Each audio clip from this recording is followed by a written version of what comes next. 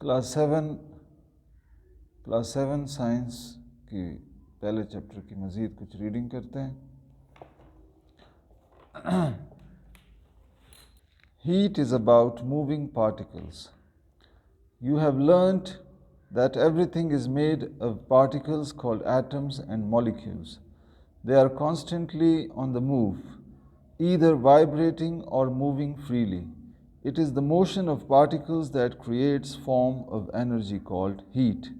The movement of particles is affected by temperature. The higher the temperature, the faster particles move. This is known as the kinetic theory. Contain a lot of heat energy. Each particle vibrates around its fixed place in the framework. Liquids have more heat energy than solids. Particles are able to move around by rolling over each other. Example, water. Gases have most heat energy. Particles move very quickly and are free to move in any direction. Example, steam. The kinetic theory can help explain how substances behave. The loss or gaining of heat can change the state of matter. Melting. If a solid is warmed, its particles move faster until some break free and become part of a liquid. Evaporation. If heat is applied to a liquid, the particles move faster still. At the surface, the faster particles break free to form a gas above it. Condensing. When heat energy is removed from a gas, its temperature falls, the gas particles slow down and move closer together. Eventually, they will become close enough to form a liquid. Freezing. As a liquid cools, the particles slow down. Eventually, they will start to form a framework which is like that of a solid. Mass is conserved. In these changes of state, only the behavior of the particles changes. The actual particles remain the same all the time. Therefore, the total mass of the substance never changes. अच्छा जी, अब थोड़ा heat is about moving particles. Heat क्या चीज़ है जी? Heat का ताल्लुक है कोई भी चीज़ सॉलिड हो, लिक्विड हो या गैस हो, वो पार्टिकल से बनी होती है, यानी एटम्स या मॉलिक्यूल से बनी होगी। ठीक है जी। और ये एटम्स और मॉलिक्यूल्स मूव कर रहे होते हैं, या तो वाइब्रेट कर रहे होते हैं और या फ्रीली मूव कर रहे होते हैं। यानी सॉलिड्स के अंदर तो वाइब्रेट करते हैं। वाइब्रेशन का मतलब है एक फिक्स पोजीशन के लेफ़्ट राइट बार बार जाना, ऐसे टू एंड फ्रो मोशन करना। ठीक है जी। लिक्विड्स में एक दूसरे के ऊपर रोल ओवर करते हैं और गैसेस में तो फ्रीली मूव करते हैं पार्टिकल्स। तो ये जो पार्टिकल्स की मूवमेंट है, इनकी हरकत है, इससे एनर्जी बनती है और इस एनर्जी को हीट कहते हैं। पार्टिकल्स की जो मूवमेंट है, हरकत है, इससे एनर्जी बनती है और इस एनर्जी को हीट कहते हैं। जितनी पार्टिकल्स की मूवमेंट और ये मूवमेंट जो है ना, टेम्परेचर इसको अफेक्ट करता है, इसको मुतासर करता है। ठीक है जी। टेम्परेचर बढ़ेगा तो पार्टिकल्स की मूवमेंट तेज़ होगी, टेम्परेचर कम होगा तो पार्टिकल्स की मूवमेंट कम होगी। पीछे हमने पढ़ा था कि एब्सोल्यूट ज़ीरो एक ऐसा टेम्परेचर है जिस पे पार्टिकल्स की मूवमेंट रुक जाती है। ठीक है, उसको एब्सोल्यूट ज़ीरो, -273 डिग्री सेल्सियस और 0 kelvin, this is the absolute zero. तो टेम्परेचर कम करने से पार्टिकल्स की मूवमेंट, हरकत कम होगी, टेम्परेचर बढ़ाने से उनकी मूवमेंट और हरकत बढ़ेगी। तो जब उनकी मूवमेंट बढ़ेगी, हम कहेंगे कि उनके अंदर हीट ज़्यादा है। जब उनकी मूवमेंट कम होगी तो हम कहेंगे उनके अंदर हीट कम है। इसको कहते हैं, ये जो थ्योरी है, इस थ्योरी को, जिस थ्योरी में क्या कहा जाता है कि मूवमेंट जो है पार्टिकल्स की, उससे एनर्जी बनती है, उस एनर्जी को हीट कहते हैं। ठीक है जी। और ये जो मूवमेंट है पार्टिकल्स की, ये टेम्परेचर से मुतासर होती है। तो इस थ्योरी को क्या कहते हैं? Kinetic theory. Kinetic theory. ठीक है। यहाँ इन 3 फिगर्स में सॉलिड, लिक्विड और गैस के मॉलिक्यूल्स का मॉडल है। सॉलिड्स में वाइब्रेशन होती है एक फिक्स पोजीशन पे, एक फ्रेमवर्क होता है, ये फ्रेमवर्क कभी भी नहीं टूटेगा, लेकिन इसी फ्रेमवर्क के अंदर रहते हुए वो वाइब्रेशन करते हैं। ठीक है। लिक्विड के अंदर कोई ख़ास फ्रेमवर्क नहीं होता, ये मॉलिक्यूल यहाँ से यहाँ जा सकता है, ये वाला इधर आ सकता है, ठीक है जी, ये एक दूसरे के ऊपर रोल ओवर करते हैं। और गैसेस में कोई रोल ओवर नहीं करते, ये एक दूसरे से बहुत दूर दूर होते हैं और फ्रीली मूव करते हैं, ठीक है, और बड़ी तेज़ी के साथ। तो इनकी हीट सबसे ज़्यादा होती है, इनकी ही एनर्जी इनसे कम होती है, और सॉलिड्स की एनर्जी इन तीनों में सबसे कम होती है। अब इसी काइनेटिक थ्योरी को, यानी हीट का लॉस, हीट किसी चीज़ से हीट निकल जाए या किसी चीज़ को हीट मिल जाए, उससे उसके स्टेट में क्या चेंज आएगा। स्टेट का मतलब उसकी हालत, यानी वो सॉलिड से लिक्विड बनेगा, लिक्विड से सॉलिड। सिंपल है, सॉलिड में हीट सबसे कम होगी, हीट गेन करेगा तो लिक्विड बनेगा, लिक्विड मज़ीद हीट गेन करेगा तो गैस बनेगा, गैस हीट लूज़ करेगा तो लिक्विड बनेगा, लिक्विड हीट लूज़ करेगा तो सॉलिड बनेगा। सॉलिड से लिक्विड बनने का जो अमल है, ठीक है जी, इसको क्या कहते हैं, मेल्टिंग। लिक्विड से गैस बनने का अमल, इसको एवेपोरेशन। गैस से लिक्विड का कंडेंसिंग, लिक्विड से सॉलिड का फ्रीजिंग। ये सारा नीचे बताया हुआ है। और ये जब स्टेट चेंज होता है, यानी सॉलिड से लिक्विड बनता है या लिक्विड से सॉलिड या लिक्विड से गैस या गैस से लिक्विड, इसमें मास कंजर्व होता है, यानी जो भी मास सॉलिड का है, फर्स्ट के 2 kg मास है तो उससे 2 kg लिक्विड बनेगा, मास में कोई कमी या ज़्यादती नहीं आती, ठीक है जी। अच्छा जी, अब एक्सरसाइज की तरफ आते हैं। What happens to the movement of particles in a liquid when it is heated. Liquid के पार्टिकल्स की मूवमेंट को क्या होता है जब उसको हीट किया जाए। इस लिक्विड को जब हम हीट करें तो इसकी पार्टिकल्स को क्या होगा, पार्टिकल्स की रफ्तार बढ़ जाएगी, और जब ये रफ्तार बढ़ जाएगी तो क्या बन जाएगा, वो गैस बन जाएगा, ठीक है जी। तो इवेपोरेशन होगी। ये लिखा हुआ है, if heat is applied to a liquid the particles move faster still at the surface the faster particles break free to form a gas above it. ये इसका आंसर है, इवेपोरेशन हो जाएगी, ठीक है। अच्छा, कहते हैं कि इस चेंज ऑफ स्टेट को आपने क्या नाम देना है। लिक्विड से गैस बनेगा तो इसको क्या नाम दोगे, लिक्विड से गैस बनेगा तो क्या नाम दोगे इसको, इवेपोरेशन। सॉलिड से लिक्विड बनेगा तो क्या नाम दोगे, सॉलिड से लिक्विड, मेल्टिंग। गैस से लिक्विड बनेगा तो क्या नाम दोगे, कंडेंसिंग। लिक्विड से सॉलिड बनेगा तो क्या नाम दोगे, फ्रीजिंग। हीट एनर्जी कहाँ से आती है, where does the heat energy come from to melt an ice cube which is left on a kitchen work surface.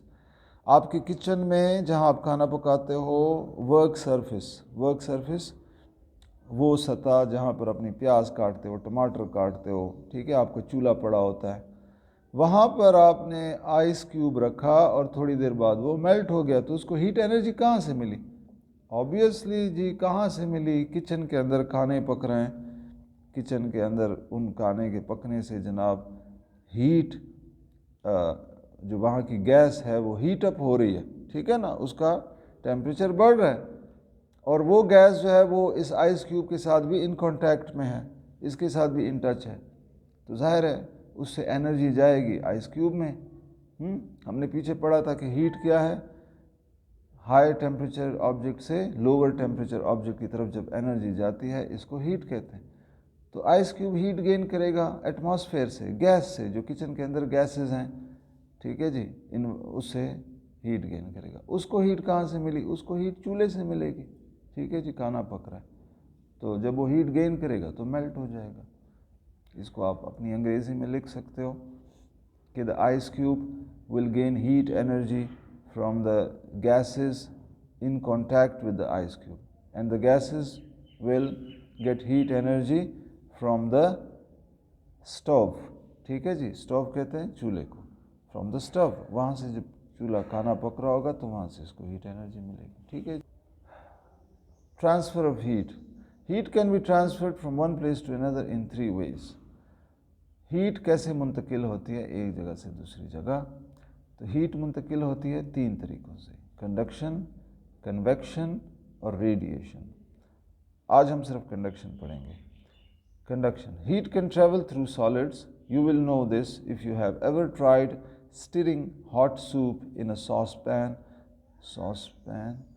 with a metal spoon, Heat energy flows quickly from the soup through the spoon to your fingers, which soon begin to get hot. The movement of heat through a solid such as metal is called conduction. The metal spoon conducts heat from the hot soup to your hand. Metals are the best conductors of heat because heat can travel through them easily. Cooking utensils are made of metal so that the heat from the cooker can get to the food quickly. Non-metal solids such as glass and plastics tend to be poor conductors, and so do most liquids. Poor conductors of heat are called insulators. Air is a very good insulator. Materials such as fur, feathers, wool, plastic foam, and glass or mineral wool are good insulators because they contain pockets of trapped air. Conduction and kinetic theory.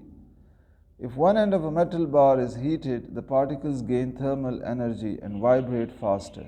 This causes the particles next to them to vibrate faster as well. Bit by bit, the increased vibration of particles is passed along the bar until the whole bar is hot. Heat has been conducted along the bar. Molecules in solid objects do not move, they vibrate or jiggle. Heat conducts from warm to cold. Particles vibrate more quickly when heated. Some of this energy is passed on to neighboring molecules, which pass it on to their neighbors, and so on. Did you know? Copper is the best conductor of heat. It conducts heat 10 times better than iron. When heat energy travels by conduction, the energy is passed from one atom or molecule to the next. It is the heat that flows, not the heated atoms. अच्छा जी, conduction में heat एक जगह से दूसरी जगह कैसे जाता है जी? तीन तरीक़ों से, कंडक्शन, कन्वेक्शन और रेडिएशन। कंडक्शन क्या है?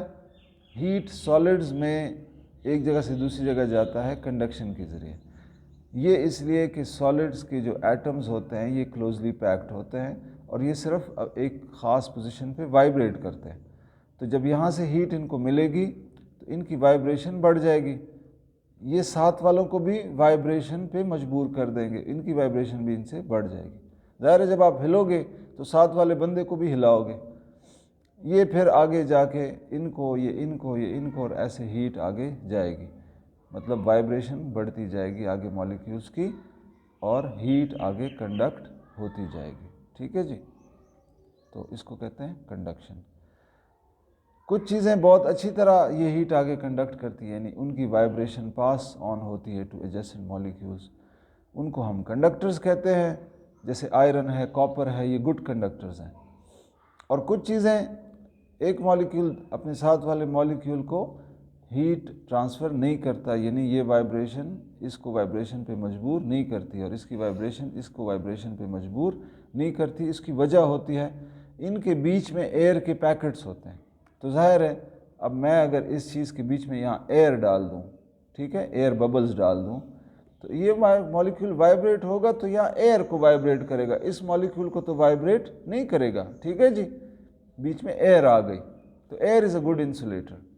तो जिन चीज़ों के अंदर ट्रैप्ड एयर होती है वो गुड इंसुलेटर्स होते हैं। ठीक है जी, जैसे ग्लास हो गया, प्लास्टिक फोम हो गया, वूल हो गया, फेदर्स हो गए परिंदों के पर, और जानवरों की बाल जो हो गए फर, ये सब गुड कंडक्टर्स इंसुलेटर्स हैं, गुड इंसुलेटर्स। यानी इनमें हीट कंडक्ट नहीं होती, जिनमें हीट कंडक्ट होती है उनको गुड कंडक्टर्स कहते हैं। तो मेटल्स जो है आयरन, कॉपर, गोल्ड वगैरह, ये गुड कंडक्टर्स हैं। और नॉन मेटल्स जो हैं जैसे ग्लास है, प्लास्टिक्स वगैरह, ये बैड कंडक्टर्स हैं, गुड इंसुलेटर्स हैं।